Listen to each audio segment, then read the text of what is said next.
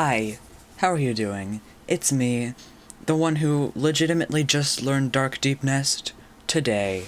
Welcome to Moveset Makeup, where I take characters who are not playable in Smash and create movesets for them, to see how they could play hypothetically. The Knight is who we're... Today, I'm going to be covering the Knight from Hollow Knight, who is a little bit special in that they have a sort of gimmick. Their gimmick is they have a soul meter, a circle next to their percent gauge, and every time they hit with a nail attack, they will get a third of a soul use. So that means if you attack an enemy 9 times, you get a full soul gauge. This will come in useful later, as the soul gauge is used for some specialty moves. But getting right into things, for their jab, they'll just do the base 2-hit nail swing from Hollow Knight, being alright for damage, but it's very quick. It is extremely quick. And for their dash attack, they will perform the dash slash. They won't have to charge it, it will automatically be charged while dashing, and once the button is pressed, they dash forward with a long-ranged slash. Their forward tilt has them slash forward, being able to move and slash at the same time. Somewhat similar to Steve's forward tilt. However, unlike Steve's, if the command for tilts is performed with the right stick, it's just a single slash forward with a bit of range. You don't have to move forward, and you can hold down the command and continue doing it. Their up tilt is fairly simple, just having them perform a single slash upwards, and their down tilt has them rush forward, low to the ground with the charm Shape of Un. This will cost a third of the soul meter, but it will heal them for around 5 or 10%. For their forward smash, how could it be anything but the Great Slash? They simply slash forward with great strength, dealing loads of damage and knockback, and it would be deceptively quick to come out. Their up smash was a little bit harder to come up with, so I decided to just have them slash upwards 3 times with long range. Their down smash is the Cyclone Slash, having them spin around rapidly with their nail held out, dealing multi-hitting damage before launching foes away. Now, for their aerials, their neutral air has them use Thorns of Agony, a circle of thorns violently thrashing out and away from them. However, if they are hit during the startup of the move, it armors through the move and does more damage than it normally would have to echo the fact that it is a counter hit. Now for their other aerials, it's simply just them slashing in the respective directions of the aerials. Their neutral special is a little bit more complicated than most other characters. Their neutral special is Shade Soul. If you tap the button, you get a Shade Soul, which is a projectile that goes for a very long distance and does multi-hitting damage, as well as having some alright kill power. If you hold the button and press downwards, they will place down a Dream Gate, which basically is just a warp point that lets them warp to it from anywhere. If you hold B and press up on the control stick later. Their side special is the Shade Cloak. They dash forward with the Shade Cloak, becoming completely invulnerable with a hitbox.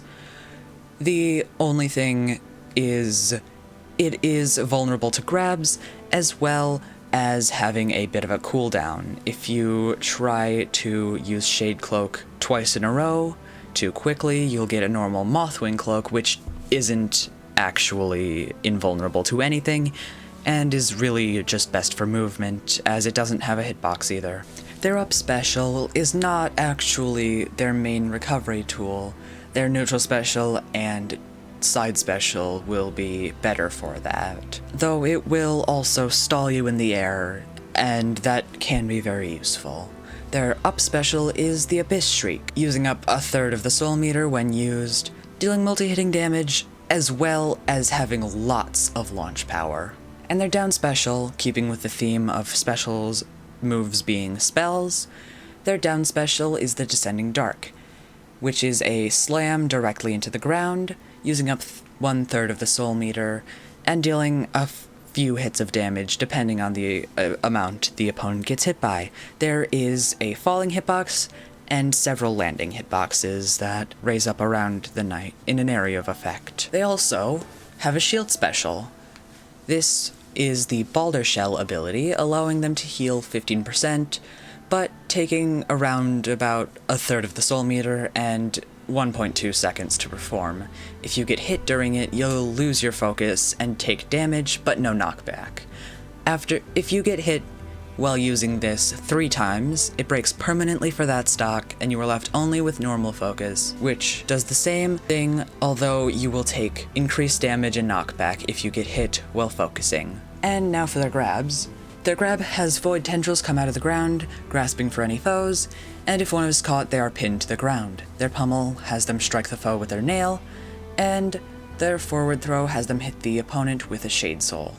Their back throw has use their shade cloak with the sharp shadow ability attached to it, dashing through the opponent, then doing a focus, which heals them for around 5%, and brings up an area of effect using the Spore Shroom ability, causing lingering damage. Their up throw has them hit the opponent upwards with an up slash, and then use Abyss Shriek. This is the same as their up special and does use a third of the soul gauge. And finally, their down throw has them pogoing on the opponent, launching them downwards into a small area of spikes. The opponent disappears and respawns a little ways away from the knight on the ground, dealing no knockback but huge damage, and it also puts the opponent into a crumple state. Now, for their final smash, the knight calls up Void from the ground, and if anyone is caught, they get hit with the Dream Nail with a large range, and then they are transported into a cutscene where the knight performs the Dream No More ending of Hollow Knight, basically just tearing into their soul and beating them up a lot. If the opponent is at 100% or more, they are immediately destroyed upon the ending of the cutscene, and similar to Joker's final smash in Ultimate, if the opponent is on their last stock at over 100%, the game will end on the final smash screen. For taunts, their up taunt can have them do the challenge animation facing towards the screen, their down taunt has them sit at a bench, and their side taunt is the Dream Nail, having the knight Dream Nail the opponent, and if it hits, it will actually give a short dialogue box of what they're thinking. And for alternate costumes, their default can be their normal look from the game, then a Lifeblood-inspired alternate costume, a Pale King-inspired alternate costume, a Shade-inspired alternate, a Hornet-inspired alt, a Broken Vessel-inspired alt, an alt inspired by the Hollow Knight, and an alt inspired by the Small Air modded costume that has been made for the game. So yeah, that's the night for you. Thanks for watching. I hope you had fun. If you did, you can subscribe if you'd like. If you don't want to, that's fine too. I hope you have a nice life, and farewell.